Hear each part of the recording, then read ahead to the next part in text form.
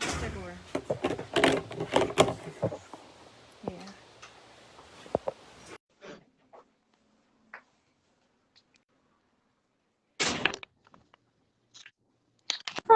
Hi. How are I'm you? good. How are you? I'm good, thank you. I've had a week off. I'm buzzing. I'm trust me, I understand. I'm we're gonna like wait a few minutes and let people get on. Yeah, that's fine. How are you doing? I'm good, girl. I can't believe I thought I can't find the email that I sent you with the questions, so I'm like, oh, we're gonna have to wing it, but it's okay. I've literally just found it and I just copied and pasted it over to you. Yeah, I'm logging to Instagram now. I sent it as an email as well. Oh, you sent it to my email? Yeah. Okay. Go. How's everything It's been? been good. I had a really good Mother's Day. That's good. So I'm I saw actually the pictures of your son on there. That's yeah, cute. he's something else. Thank you. Adorable, honestly. Yeah. Let me see.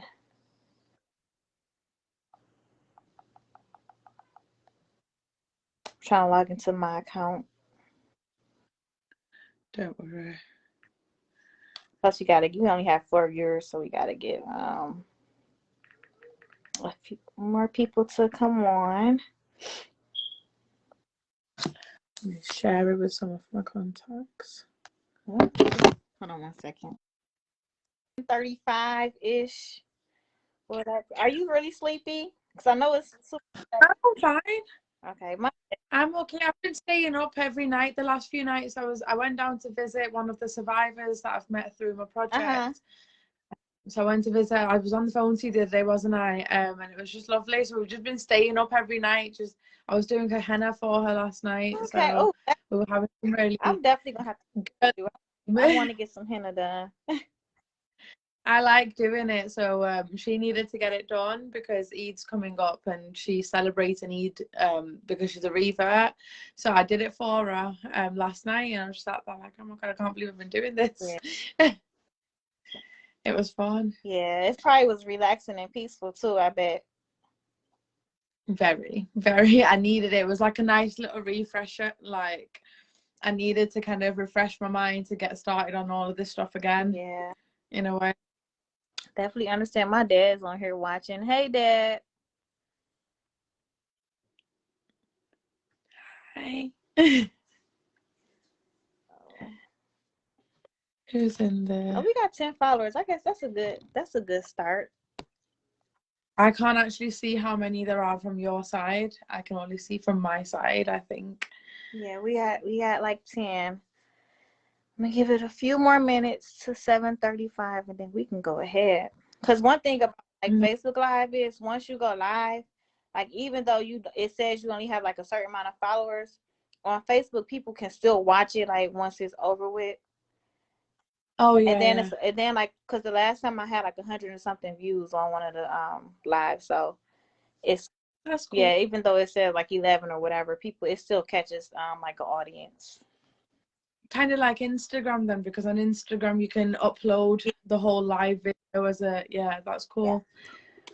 Let me just make sure I lock this door so my son won't run in and out of here while I'm trying to do my session. Oh, it's cute. We'll let him run in and out. That's okay. No, because he's talkative. He's very talkative. So I talked to him last time, didn't yeah, I? he'll interrupt us in a minute. He's adorable.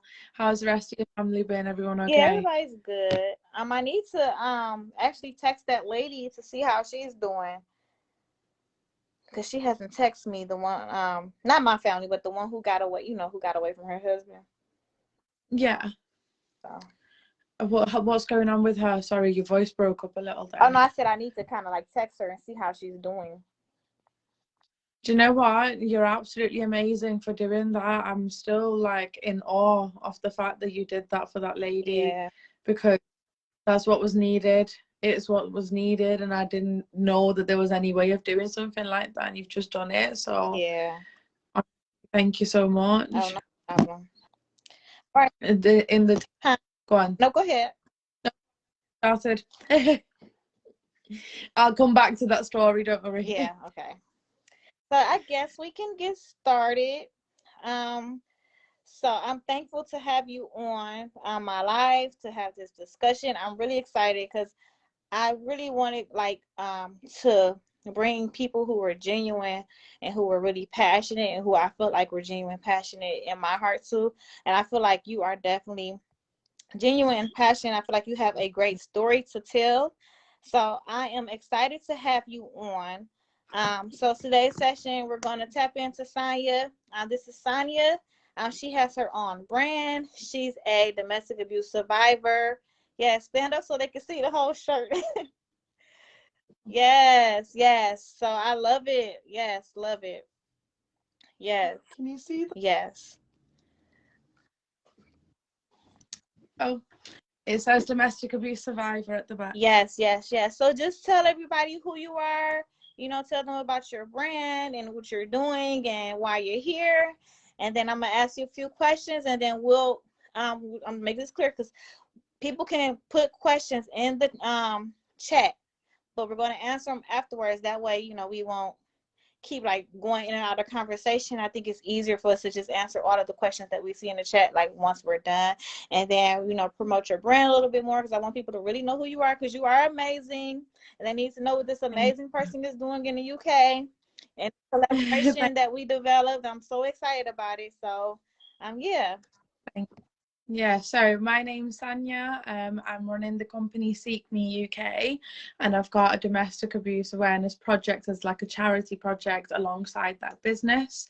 I'm kind of trying to support people that have been through abuse, people that have suffered from mental health, and anyone that's kind of struggled due to the difficulties like in the social wise, like sexual abuse and other issues like that out there. I've been trying to reach out to survivors all over the world just to help them like come to like a little action plan on how they're going to get through what they've been through. I've even started to community of people survivors to upload their artwork and creativity. Our WhatsApp group chat where we've got some survivors in there already, and everyone's kind of just joining in and getting involved in the project at the moment. So that's what I'm doing. Yes, love it, love it. And you are doing great work, great work. Yeah. So you probably already answered this question, but the first question I have for you is why did you start your brand? I'll be dead honest with you. I wanted to prove to myself that as a survivor, I can do the same things that other people can do that haven't been through abuse. So I'd been seeing a lot of friends and stuff, starting up businesses and like people that have launched like actual big businesses and they've gotten quite successful. But I just wanted to kind of use that type of business mind that I've got, but apply it to something good and kind of use that business to help the people that need the help. So yeah, that's why I started this brand. Okay. And it's a great brand. I like how you're able to, if you've been a domestic abuse survivor, you're able to get your shirt made and you can put your face on your shirt, like saying that you're a domestic abuse survivor. And I think that is so dope and so wonderful. And I think it's Thank great you. to be able. I make them myself by Oh, so the cartoons I make myself for the customers personally. that's So dope. And then we're gonna that's one thing I want to do when we get to the end of our session is make sure that you put the information for your business in the chat, or tell people how they can purchase a shirt or get a shirt. Because you do more than yeah, no worries. Say that you do again? more than shirts, right? So you have like hats and other Yeah, too? there's caps, there's beanies. I'm also bringing out some phone cases, lanyards, mugs, wristbands. A lot of things are coming slowly, but yeah, Okay. there's a lot more. Yes. um I've actually also added on a product today where, you know, survivors or someone who's going through abuse can buy this product for free on my website, and it'll tell me that they need help and they can leave their details, and I will find a way to contact them and I will find a way to get them the help that they need. So yeah. That is wonderful. Okay, so Thank you. I know that we talked about like mental health and like you're going through abuse and stuff like that, and I wanted to know, how was your mental health maintenance during your abuse and how was it after, because I know it was a big difference with like how you were you know helping yourself and like doing the things that you need to do to be mentally healthy. I think when you're going through abuse, like you don't care for yourself. You don't care what happens to you anymore because the other person in front of you is no longer caring for you either. My mental health was deteriorating when I was going through the abuse, and because I've gone through the worst of it from the age of about 14 to now. Well, to not last year, and I was in a state, like, I'll be honest with you, I was not talking to anyone about what was actually going on with my mind. I wasn't opening up about what was actually going on. I was shutting everyone out. I'd cut off all of my friends. I wouldn't give anyone explanation for why I'm cutting them off or why I'm being distant. um it was just, overall, it was just a destructive way of being when you're going through abuse, but that tends to happen quite naturally, because now that I'm away from it, I'm actually able to focus on myself and focus on the fact that, like, I don't need to be feeling down every day. I don't need to be putting myself down anymore. Like, I've been through what I've been through. So I think my mental health maintenance now is much more healthy compared to how it used to be, and that's just purely because I've had time to actually come back around to myself, rather than kind of go back into that cycle and keep going over the same things again and again. So yeah. Yeah, and then I just want to say, if there's anything that you don't want to talk about, like you can be like, I don't want to talk about that, because I know you've been through some stuff, and I know it's probably hard for you to share it. So if my question is like too personal or whatever, you're like, yeah, I don't want to talk about that, and that is perfectly fine. Okay, Thank you're you. welcome. Thank you. And so after the abuse, so I have okay, so I'll just go to this next question because I don't want to like dig into the other question because they both like the same question. So um, so my next question is, how did you get out of your situation? Like, at what point did you, like, were you like, okay, I got to go. Like, this is, if I stay here, I won't survive. If I stay here, my mental health is just going to keep plummeting. Like, at what point did you just say, like, you know what, I need to leave? How did you get out of that situation once you figured out that you needed to leave? Right, so I've actually had two separate abusers. One was from a domestic relationship and one was my family. With my family, I'll be honest with you, I've left 3 times, so this is the third time that I've left. But this time around, I ended up getting into my abusive domestic relationship in between these 3 times of leaving my family, and to get away from that ex-boyfriend, I relied on my original abusers, which was my family, and I kind of came back to them while my ex-partner was on holiday, because I kind of realized that, he's gone right now. My only way out right now is going to be ringing my parents because I don't have anyone else to call. So I just called them straight away. Like, I think it was about 10 days into him having gone, we got into an argument. He said some really nasty things over text, and I just felt all the PTSD kicking in.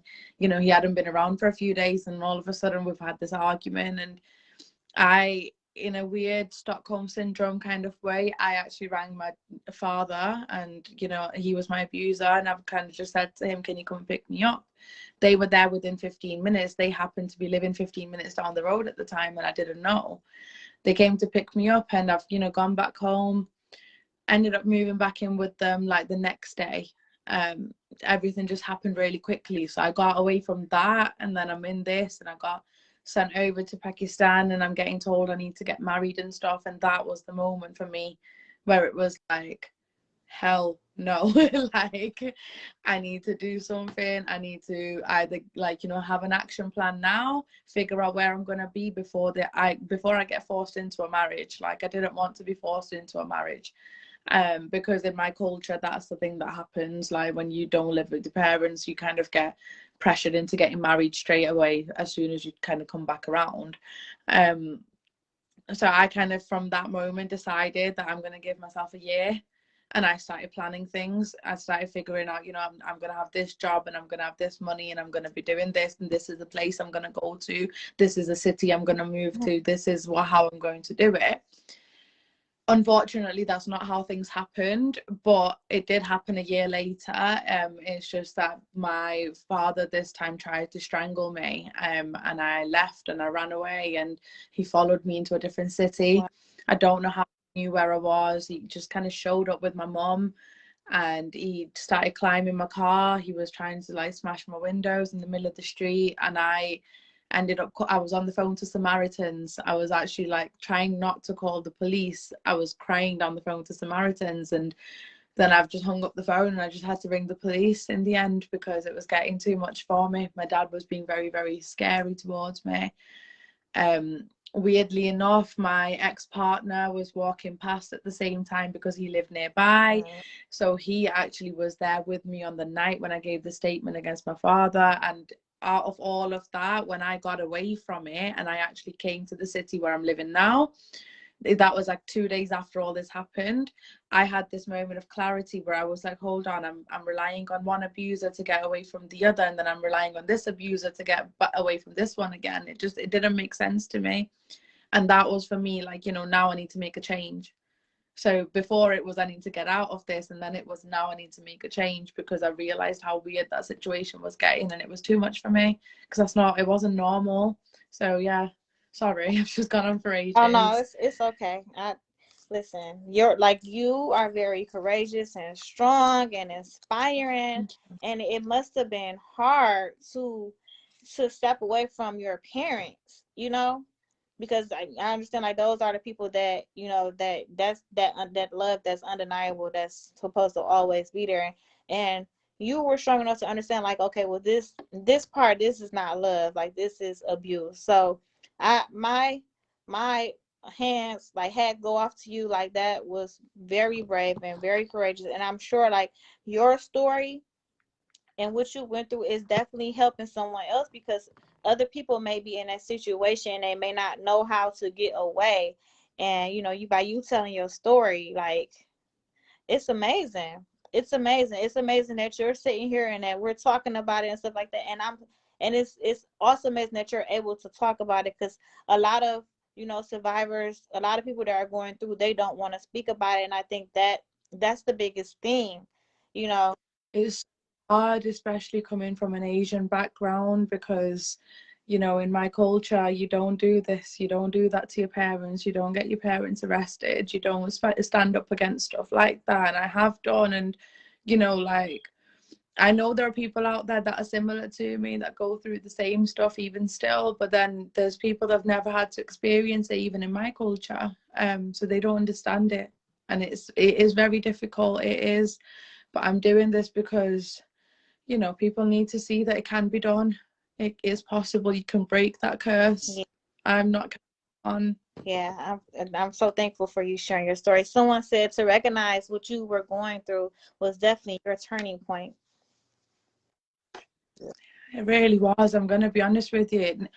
To recognize how it was affecting my life, and not just my life, my actual physical health and my mental health, everything. Like, it was like this moment, kind of like an epiphany that you have, where you just see everything so clearly. And I just thought, no, I need to get away from all of this and start fresh, do something different, completely different.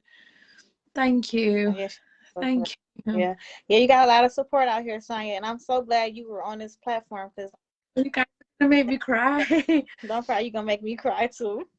But yes, I'm so glad, like, you were able to get out of your situation. I'm thankful, like I said, I'm thankful. I can't tell you how thankful I am for you to be on this platform. So I know, so in your culture, does your parent pick your significant other, or was it somebody that you found yourself, or did they pick this person for you and he ended up being a abuser? I'll be honest with you. Um, I I was in love with someone a very, very long time ago, like years ago, and my parents were not accepting of him. Um, this was like back when I was in high school, like college. My parents made me break up with him. They kind of put a lot of restrictions on me. So in my culture, parents are not supposed to force a marriage onto a child. Like they can introduce someone, you know, they can introduce a daughter to someone's son, or they can introduce their son to someone's daughter. And if they kind of get on, then they tell the parents, you know, like we want to go ahead with this. That's how it's supposed to happen. Whereas with me, I kind of got stuck with a bit of a different type of interpretation of that culture. So my family, as much as they believe in, you know, independence and being modernized and everything, they also thought that everything your parents say is gospel. So like, you know, that they can never be wrong in anything they say. Mm. So the idea was that if we put a guy in front of you, you have to accept him because we said he's the right guy, and if you don't accept him, then you're the bad kid. That's how it kind of worked. They introduced me to maybe about 3 people.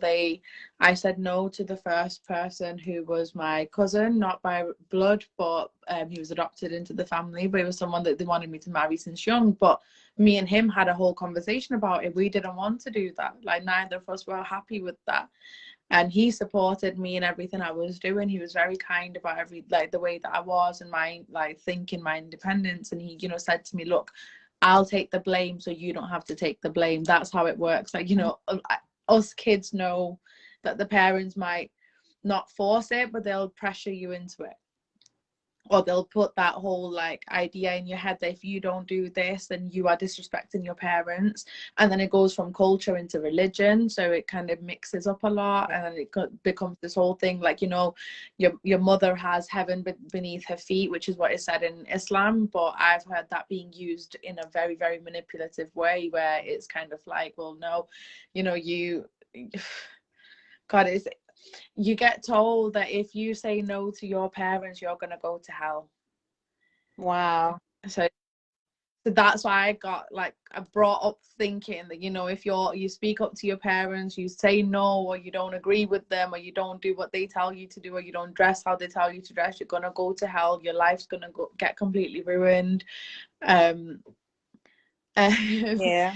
I um, was sorry, reading the comment as Yeah, I well. was gonna say that. She said black families do the same thing. What the elders say is gospel, and it's so true. Like we go through that a lot. Like we go through, like we're raised a certain type of way, and because that's how we was raised, like it's technically how when we get older, that's how we supposed to live our life and stuff like that. And oh, if we, go to church and like the Bible says does this and that, we supposed to like do what the Bible says. Like it's Yeah. definitely, yeah, I definitely understand that I part. I've said it comes down to interpretation, but I think a lot of people have lost that meaning somewhere along the way in my like religion, where they've kind of mixed up the religion with the culture to the point where culture is religion. Basically, that's how it's become now. Yeah. Um, but yeah, I've heard, obviously, like, you know, how you have this whole idea of mental health like stigma. It has gotten better in the Western world, but obviously in those countries in Asia, South Asia, like Africa, depression, mental health, all of these things are make you crazy. Like they're not things that people actually accept. And you know, like I've heard a lot of my black friends say quite a few times, you know, black people don't go to And it's therapy. true. I've heard, I hate that sentence, I'll be honest with you, because like, they have it in my culture. We don't go to therapy.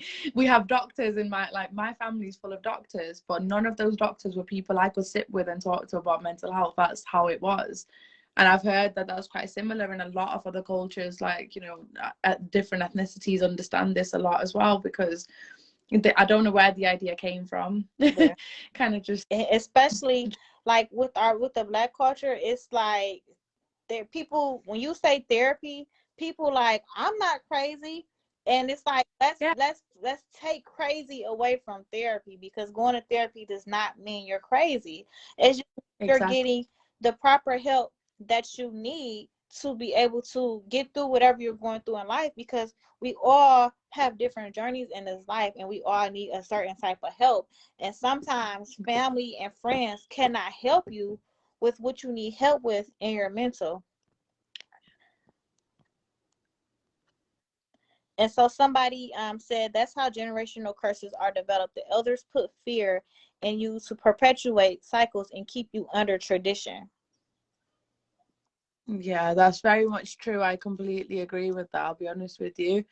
Um, yeah, I told when I was about 14, I told my mom that I was feeling depressed. So at that age, I was quite young, but from the age of 11, 12-ish, I was self-harming. So I was like cutting my arms up here, like cutting my legs and hiding it from my family. So at 14, I told my mum, like, I'm not feeling good. I feel like this every day. I feel like, I don't want to be here anymore. I can't take the arguing. I can't take the shouting. I can't take the fighting. At this point, I'd had my skull cracked and stuff. Like I'd been through a lot at this point. And my mum turned around to me and she just said, "No daughter of mine is crazy." Wow.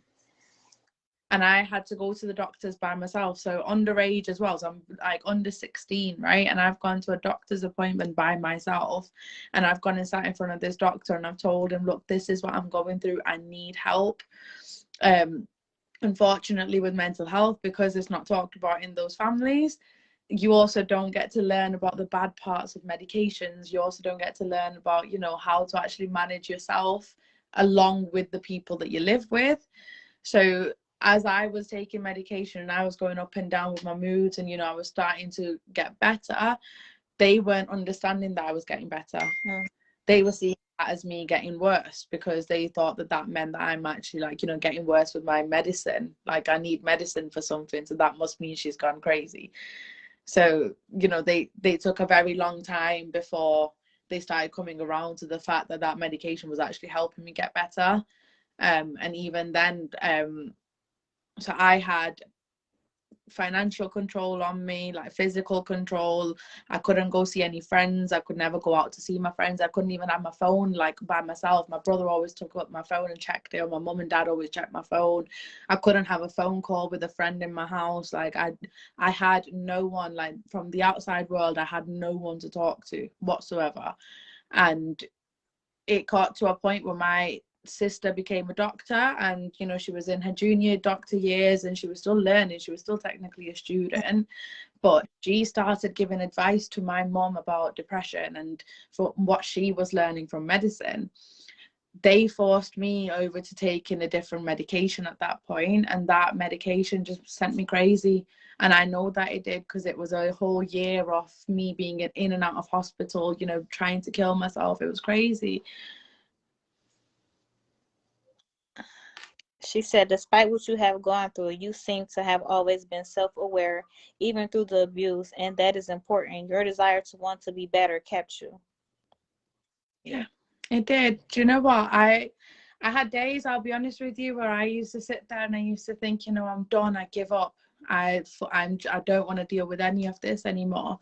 And the only thing that I remembered was my grandmother, because my grandma was abused by her eldest.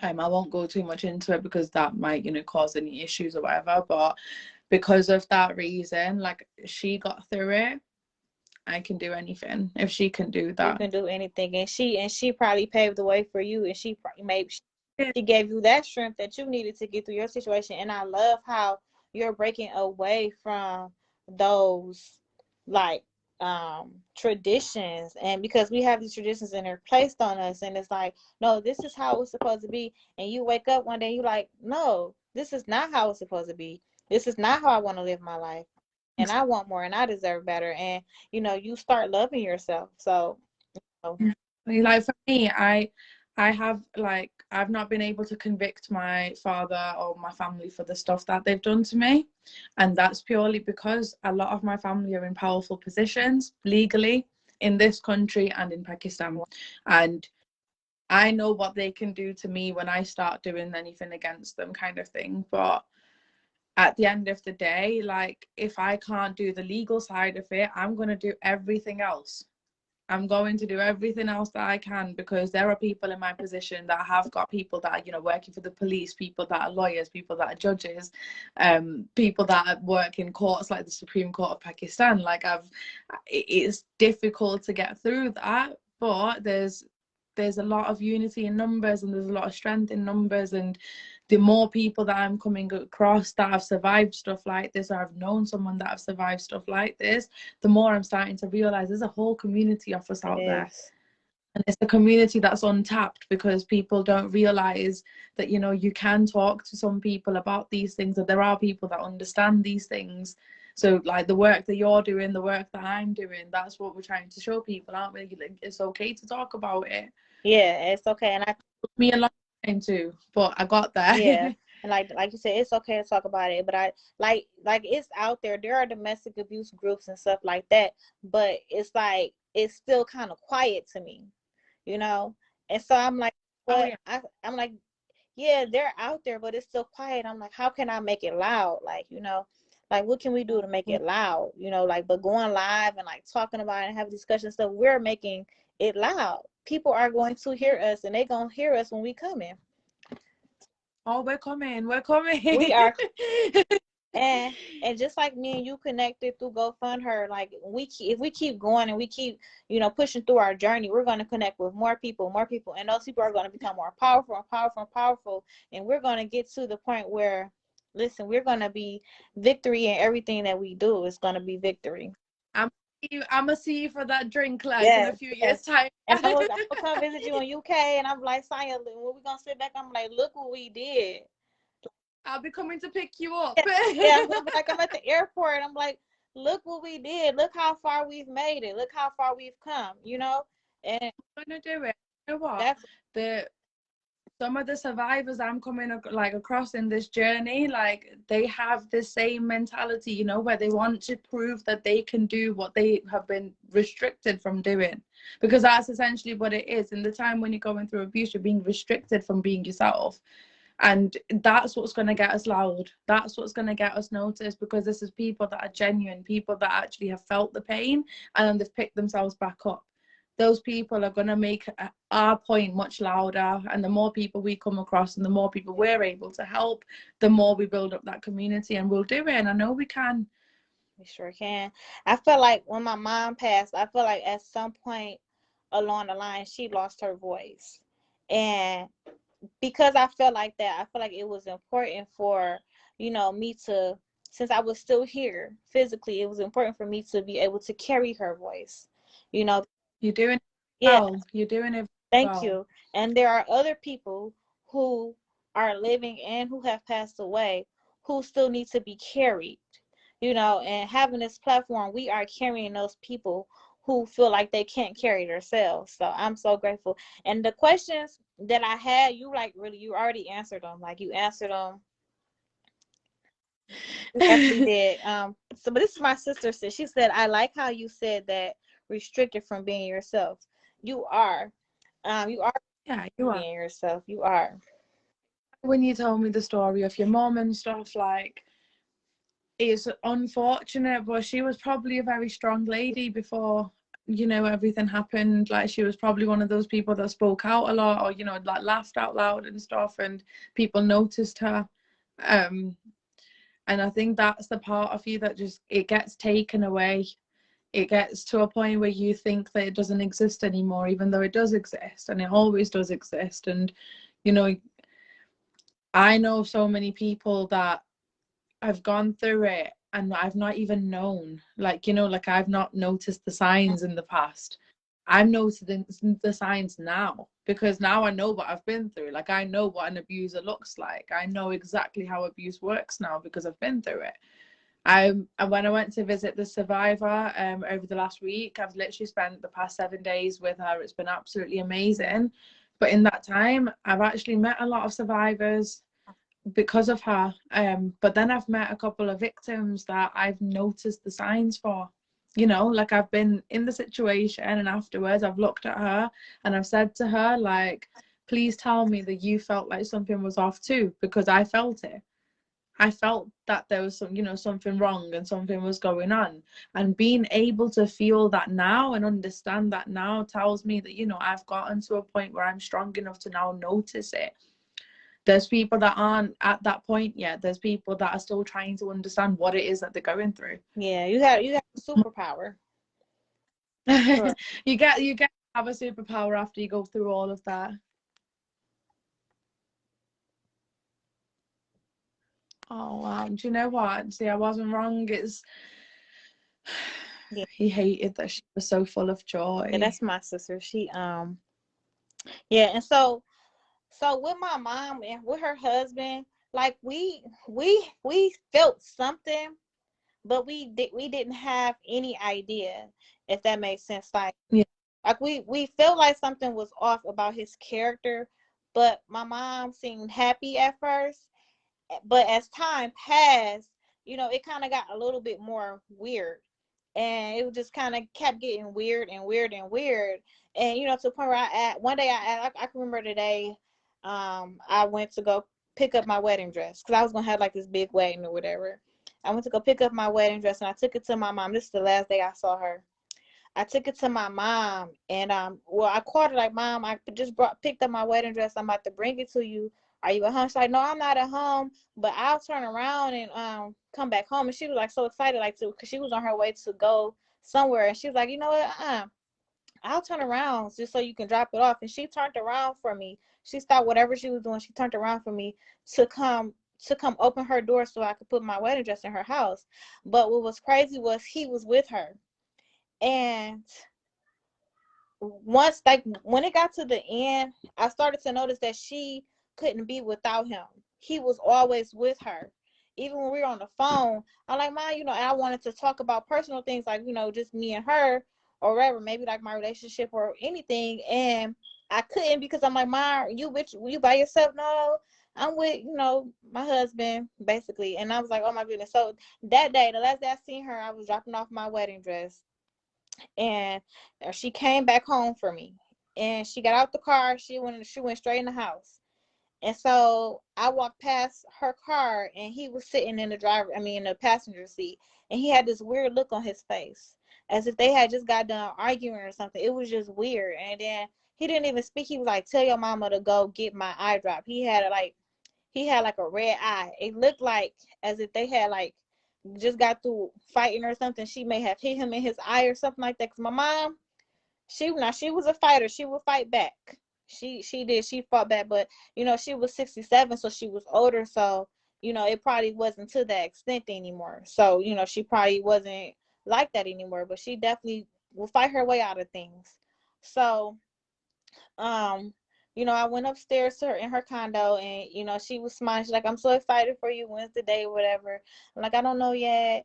And then she still, like, it was like this weird, like, persona in the atmosphere. It just was weird. And I was like, "Ma," I'm like, "Are you okay?" She's like, "Yeah, why you asking me that?" And I'm like, "Cause I'm just asking, like, it just seemed like, something wrong." She's like, "Oh, I'm perfectly fine." And then I looked at her and she looked at me, but the way we looked at each other is like, in her eyes, I could see something was wrong. But yeah, I still didn't know. But I kind of knew, but I didn't know it was to that extent. So I just kind of like left it alone because, like, she wasn't telling us anything. And that was the last day I seen her. That was the last day I physically seen my mom. And that day I knew it was something wrong. Do you know, I'll be honest with you, like, when I was with my partner, my ex-partner, I actually moved in with him quite quickly. He started hitting me 3 months into our relationship, and I moved in with him about 2 months into the relationship. So it was quite early. It became a thing for quite a while, like for the year that I lived with him. I just kept thinking to myself, I chose this, I chose this man. No one's going to care if I then sit there and cry because he hit me. That's what went through my head. It was never, that I don't want to tell anyone, or that, I can't tell anyone. It was just, I chose this man. Mm-hmm. Like, I'm dealing with the consequences of choosing him. This is who I fell in love with. Like, this is who he is. Yeah. You kind of into that mentality where you kind of start blaming, you know, yourself, and you then think that there's no point trying to get the help for it because you're the one that made that choice. Do you think it was because you already had experienced abuse, or you? Yeah. Okay, yeah. There was quite a few times when, you know, he would use words like, this is why your dad hit you, or like, I get why your dad used to beat you. Stuff like that. Like, it would just stay in your head. Like, you kind of sit there and think, well, you know what, maybe he's right, maybe I do deserve it, maybe this is Wow. why, my dad did Yeah. what he did, maybe all I'm worth. You know, you start thinking stuff like that. But then for me, I took him to Amsterdam for his birthday. I was very good to him, because when I got into that mentality where I thought, you know, it's my fault he's doing this to me, it must just be me that he's like, you know, he must just find something that I do annoying, that, you know, I just deserve it, kind of thing. Mm-hmm.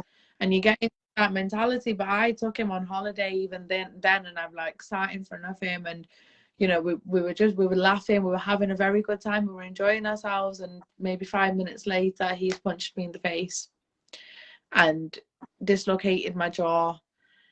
And I've actually talked about this in some of the YouTube videos that I've been doing, and I've actually had people come into me like, you know, it's not possible for you to push your jaw back in place.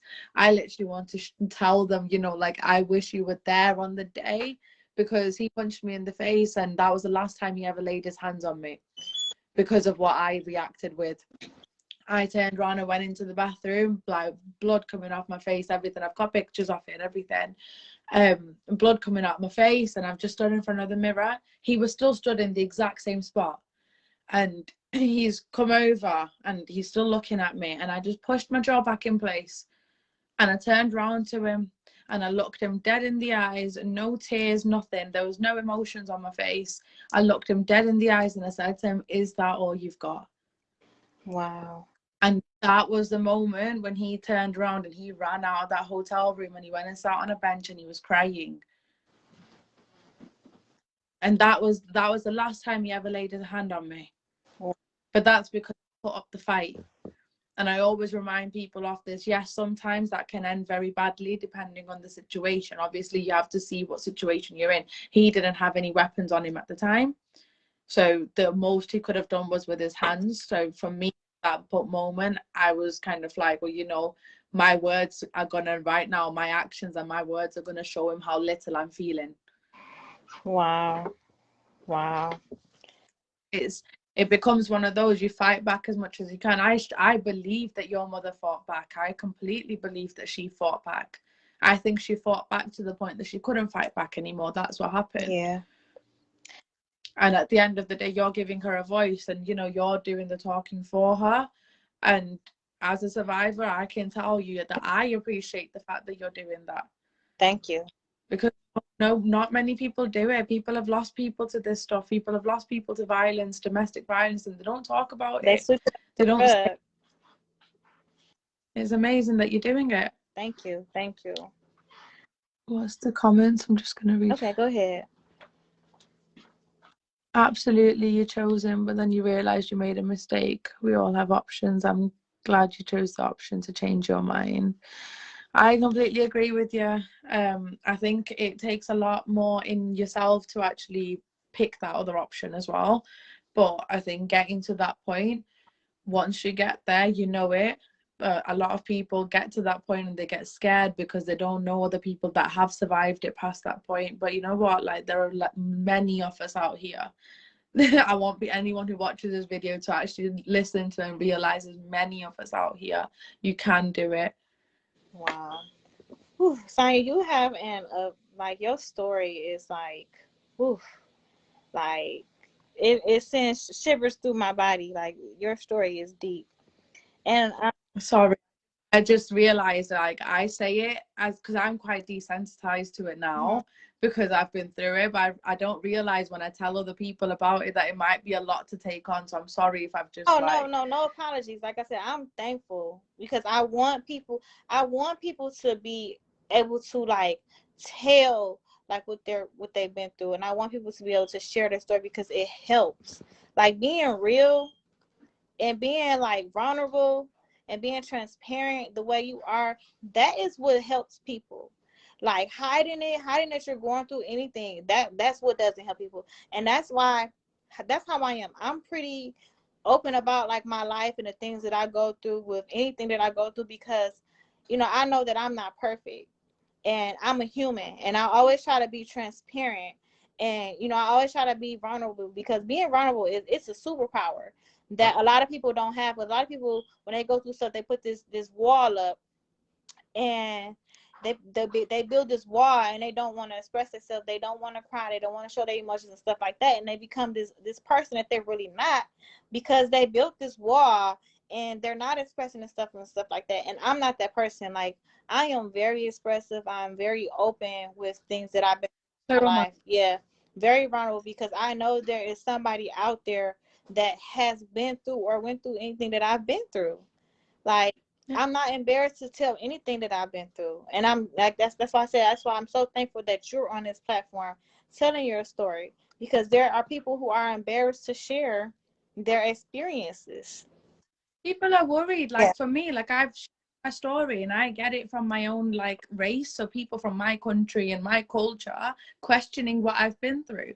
And I kind of sit there and I realize why people are scared of talking about what they're going through, because people won't Yeah, believe that them. was my next question, actually, because I know we talked about like people accepting you being able to tell your stories. Like, I know you said some people don't like it in your culture. They don't like that you're telling your story. Like, let's talk about that. Let's talk about how mentally it's been hard for you to tell your story, because people have been like, trying to tear you down, or telling you like, oh no, this is the culture, like you can't do this, you can't do that. Oh God, I've had the works. Like, I'm not joking. I've had people taking digs at me from my beliefs to my mentality to my sanity. Like, just because I've talked about what my life has been, people have like turned around and said either that I'm lying, or people will say to me that, I'm not doing anything to help anyone. Someone made a fake account and commented on one of my posts pretending to be my abuser, pretending to be my parents. And, like, they wrote something like about me stabbing my father, which has never happened, by the way, but they made up a lie. Like, that was purely because what? Because I'm talking about what I've been through. um I've had women from my culture messaging me, saying, not all women are like you, like we don't need you talking for us, kind of thing. We will deal with it however we want to deal with it. And I'm kind of trying to tell them, like, you're not going through the same things that someone else might be going through. So it's been very, very difficult. It's been a lot of backlash, a lot of abuse. But at the same time, I'll be honest, I've got some really amazing friends from my own culture that have actually been like, they've had my back, they've supported me, they're there for me. Like, if I call them and I ask them for help, they will answer the phone to me straight away. And a lot of people that I didn't think would be supportive of a project like this, that have been supportive of this.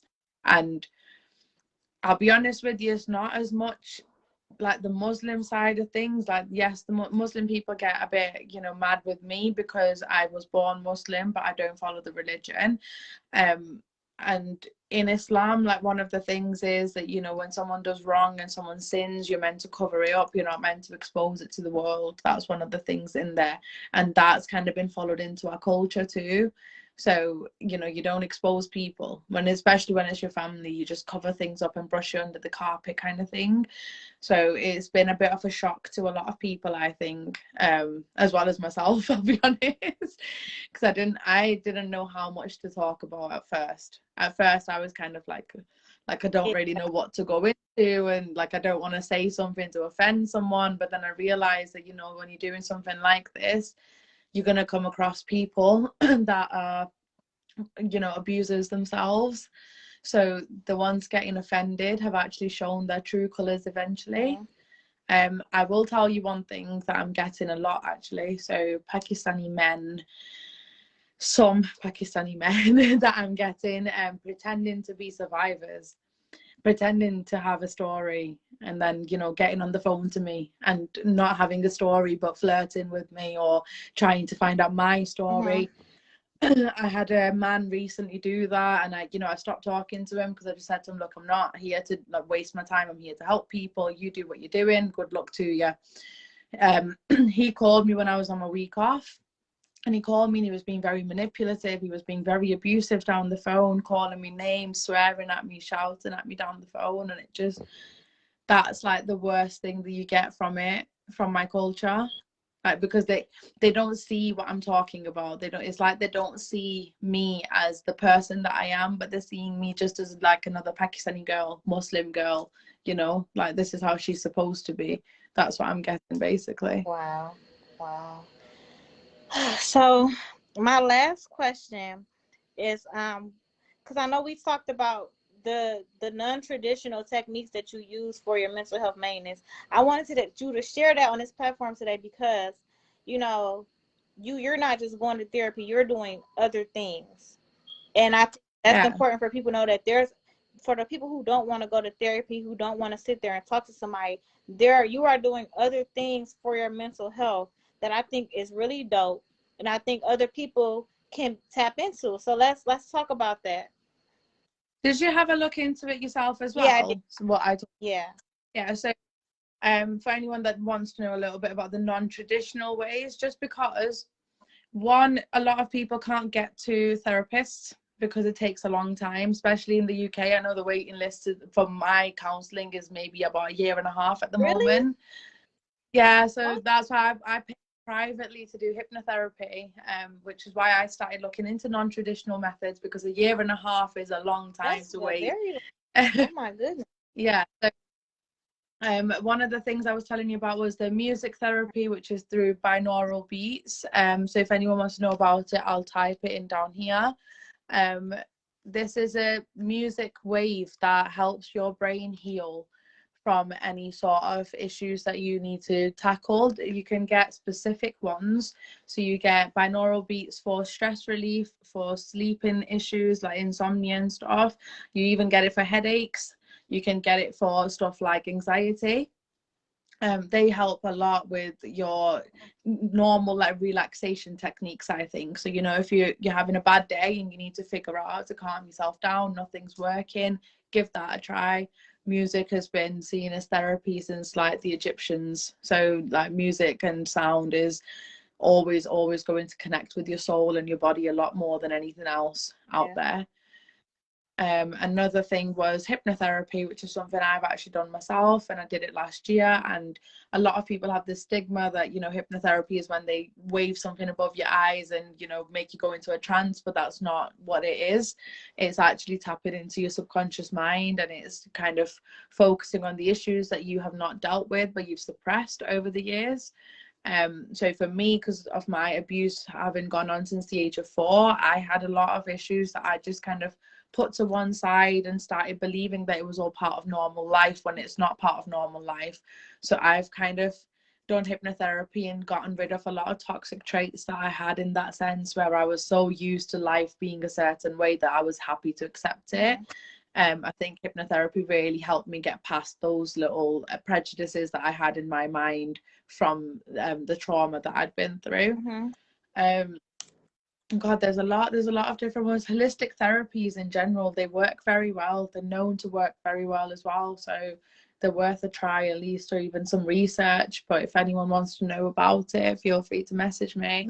I don't mind giving some tips and stuff. So with hypnotherapy, you're not necessarily being hypnotized.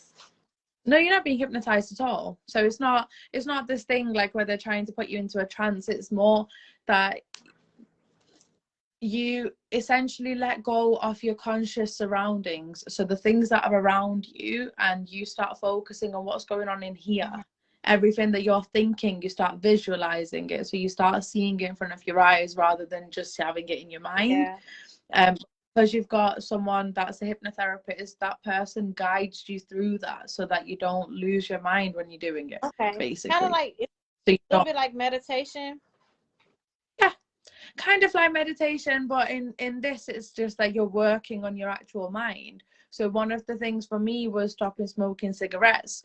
I haven't smoked since November. I'll be honest, like I've had a cigarette here and there, maybe one like here and like maybe last week I had one, and before that I hadn't for like 4 months. Mm. But I smoked since the age of 11. Wow.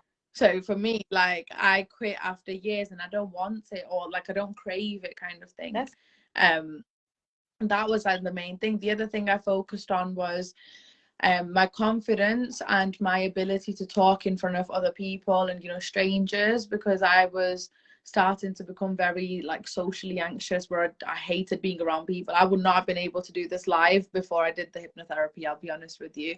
If I hadn't done it, I would be so terrified of doing something like this. But what that part was that she guided me through to a very old childhood memory of mine when I used to perform in front of people in school. I used to be very good at singing back in the day, so I used to sing a lot, and in my memories that's what I've gone back to. And now in my conscious life, I'm remembering those parts of me. So I'm having like little memories come back to me randomly out the blue, where I've, you know, suppressed it because I replaced it with trauma. Yeah. But now I'm starting to replace that trauma with the good memories that I had. That's basically what hypnotherapy is. It helps you kind of put to rest the parts of your brain that have been exhausted because of everything you've been through. That's what it is. You kind of get to just move on from it, but properly and in a healthy way, rather than having in the back of your mind but pretending that you're okay. Yeah, that's great. So that was the last question that I had. But like, you know, so we're gonna stay on for a minute so you can talk, you know, share, put like your websites in the chat, put any information that you want people to know in the chat, you know, just make sure you put, you know, bombard I'm gonna anything put that, you know, we need to know about you.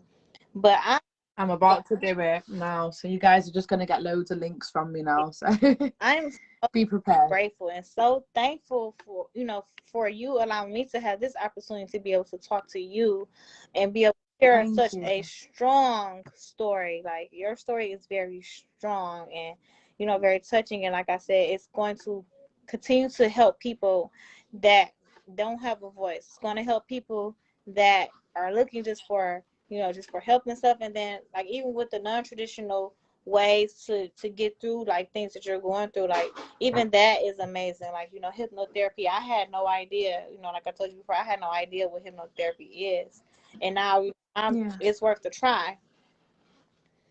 Yeah, it definitely is. And I'll be honest with you, so like with some of the survivors I have come across, you know, people come to me and they tell me about a lot of different types of mental health issues and things that they've going through with their mental health, and they feel like doctors are not helping them because, like I said, the waiting lists are so long that they're not really getting the help they need. Mm-hmm.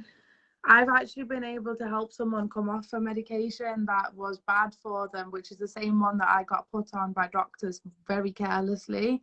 I've helped someone come off that medication and now go on to medication that works for her mental health.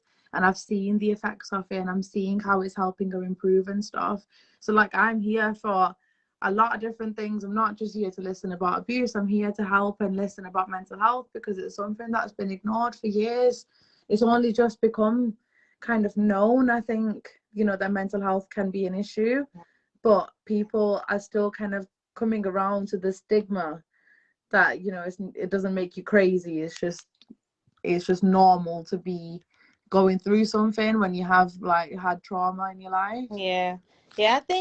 I think also like those like techniques that you taught us. I think they'll be good for like kids as well, because you know, Oh trauma yeah. starts in childhood, and sometimes we, as parents, we don't like we don't address like those childhood traumas. You know, we just let our kids grow and grow and grow, and they have these traumas and stuff that they're going through, and you know, we just let them go through life and without helping them. And so I think those are really good gems that.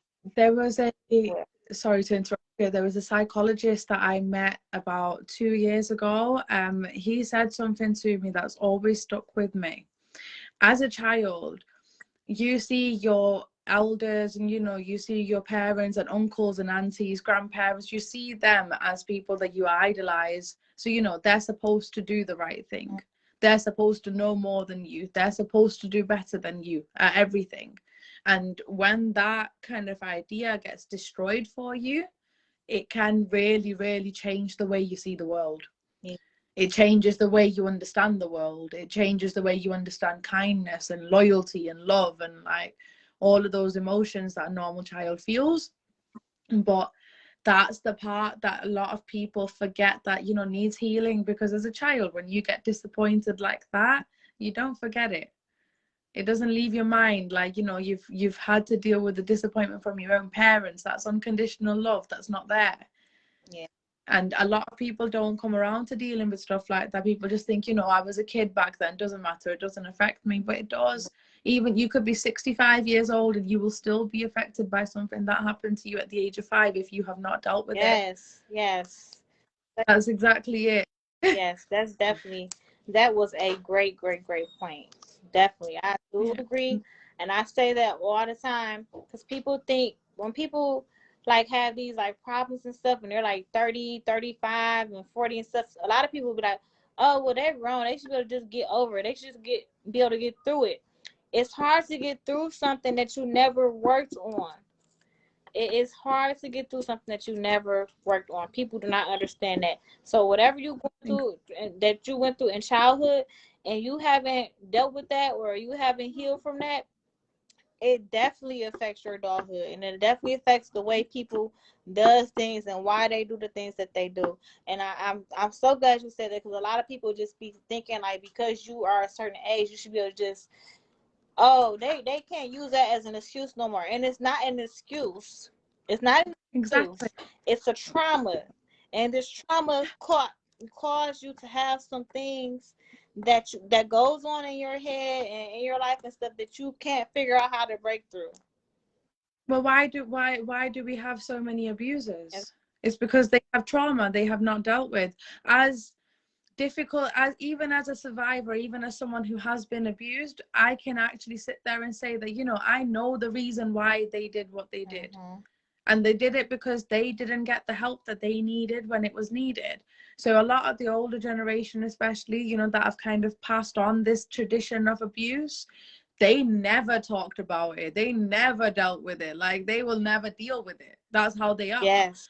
And because that's been passed down again and again, and it gets kind of lost in translation where like, you know, younger people are picking up those toxic Mm-hmm. traits and then they're using them in a modernized way. So it's even more messed up. Yeah.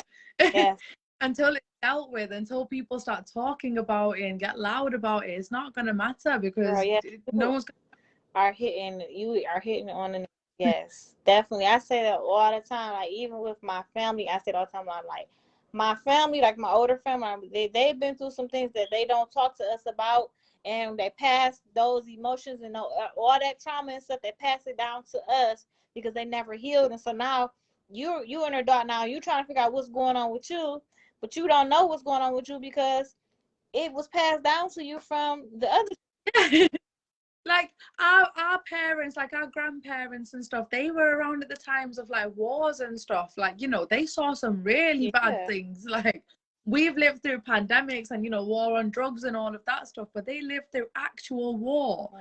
So like, they went through a lot of shit that sorry to Oh swear. no, you They fine. went through Listen, you that's on my but platform. they literally went through so much shit that they don't talk about. They never talk about it. They saw trauma. They saw people getting killed. Like, I have met Holocaust survivors. I've been to Poland. I've been to Auschwitz. I've done a whole walk around the 250 acres concentration camp, and I have went and met the Israeli army afterwards, right? And I met a survivor of the Holocaust in that time. And I kid you not, that person, he recognized the things that he went through. He talked about how it affected him even to this day.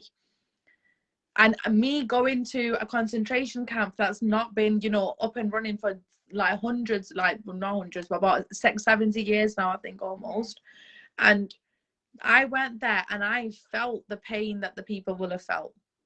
You know, like, I was walking around and I was feeling every footstep that they will have taken. And if I, as the 17-year-old I was back then, could feel it, you know, other people can too. But then people choose to ignore that and people choose to move past it. But your soul's never going to forget it. Yeah.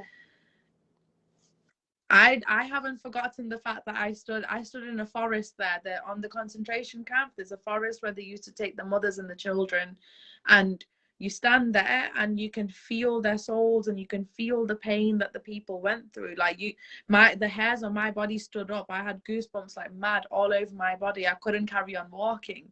That's how strongly I felt it. Wow. And that's in a place where people were purposefully killed. And then, you know, there's issues like domestic violence and people don't feel that next door. Right. Do you get what I mean? Like, people don't feel that next door. Exactly. Something could be happening at the house next to you and you don't feel it. Yeah, and I think a lot of us feel. I think a lot of us ignore it.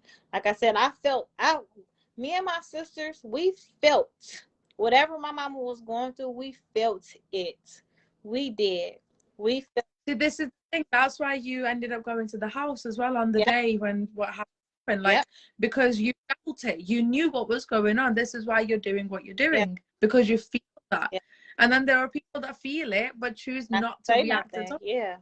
And that's true. You've got people on your platform. I've got people on my platform that will be there to comment on every good thing I post. But when it comes to this topic, they're quiet. Yes. And that silence, I'm watching that silence. I'm not watching the people being loud. Yeah. I'm watching the people that are being silent. Because they're the ones that need to actually be taught and learn about these things. For sure. And Sonia, this was amazing. Listen, I know me and you, we can talk for all night long. I know. We can talk, and I know I want people to know it's first of all, I need to really thank Sonia because it is 1 o'clock in the morning in the UK. It's probably almost 2 o'clock now, 2 a.m. Yeah, it is. So I know you're probably tired and stuff. So I'm gonna go ahead and end. I'm happy to talk to you whenever, and you know this. Like, I'm always happy to talk but to I'm you. so grateful that you took the time out in the middle of the wee hours of the morning to have this discussion with me, to be on this platform. And I want to continue to be able to share the things that you're doing and stuff like that on my platform and stuff like that, because I want people to know who you are. I want people to hear you. I want people to see you. So I'm for you, and I'm with you, and during your walk and stuff, and like you have a new friend in me, and you have a friend in me forever. You have a friend in me forever, honey. I will tell like your followers now the amazing work that you have done for me in the past couple of weeks. She's helped someone get to safety. She's helped, let me know that person is in safety, and she's been amazing. And we're, as much as you're doing this for me, I'm doing this for you too. Like, we're supporting each other in this, and as much you want people to know me, I need people to know you too. Yes.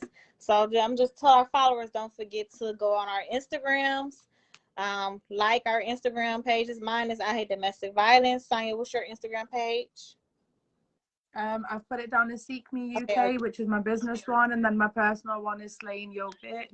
But that one might be a difficult one for people to remember. And then don't forget to go on her website and purchase some shirts. Then purchase some shirts off of I Hate Domestic Violence as well. My website is not up though; it's still getting created, but. Well, hopefully get it up and running soon, and I can't wait to have a look at it myself. Yes, thank you so much. Thank you so much. Thank you so much. This was a great session, great discussion. I am very, very grateful. I can't even tell you how grateful I am for this. So I am too. Thank you for having me, and thank you for giving me like a platform to talk about this one. So thank you. You're welcome. All right. Well, I'm about to inbox you, so I will talk to you in like 5 minutes. All right. No worries. All right. Take care. All right, you too. Bye, everyone. Bye.